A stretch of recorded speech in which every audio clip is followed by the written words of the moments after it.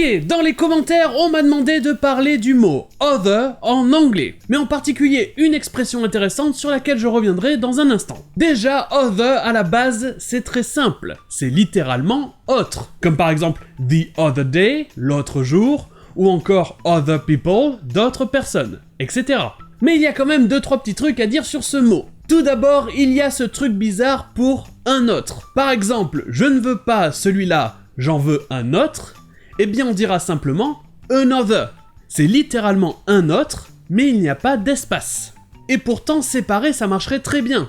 Par exemple, une vieille personne, an old person. Donc par exemple, une autre voiture, ça pourrait être an other car, mais ici, pour une certaine raison, il n'y a pas d'espace. Another car. Donc si vous dites un autre ou une autre, ça sera simplement another sans espace. This drink, I like it. I know, it's great, right? Another! Sorry. Ensuite, other est un adjectif, et les adjectifs en anglais, ça ne s'accorde pas en nombre, on ne les met jamais au pluriel. Donc comme je l'ai dit au début, other people, ça veut dire d'autres personnes, c'est du pluriel, mais on ne met pas de S à other. Other people. Par contre, des fois, other sera utilisé comme un nom. Par exemple, si je veux dire « je ne veux pas cela, je veux les autres », je dirais « I want the others ». Je veux les autres. Other est utilisé ici comme un nom, et comme il y en a plusieurs, c'est le pluriel « others ». Him again. Who are the others? Another bunch of small-timers.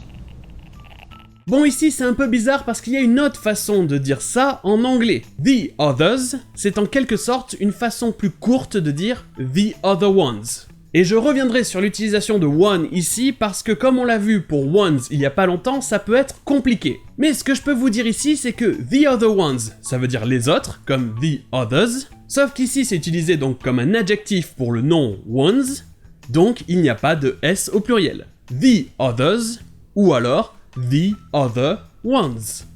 The raptor fences aren't out, are they?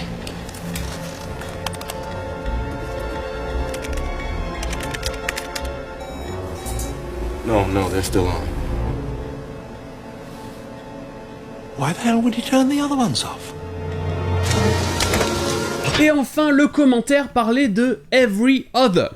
Ça, littéralement, ça veut dire tous les autres. Mais là où c'est bizarre, c'est quand on utilise every other, mais pour une unité de temps. Comme par exemple dans every other day. C'est une formulation très spécifique à l'anglais qui m'a toujours perturbé. Si vous entendez dire que quelque chose se passe every other day, ça paraîtrait logique de se dire que cette chose se déroule tous les autres jours, every other day, à part le jour dont on parle. Eh bien, en fait, c'est un peu plus spécifique que ça. Ça veut dire que ça se passe un jour sur deux, every other day, ou alors tous les 2 jours. Et je le comprends comme ça. Prenez par exemple un jour au hasard. Eh bien, si ça ne se passe pas ce jour-là, ça se passera le jour suivant, l'autre jour, the other day. Et si ça se passe ce jour-là, eh bien ça ne se passera pas l'autre jour, le jour suivant, the other day.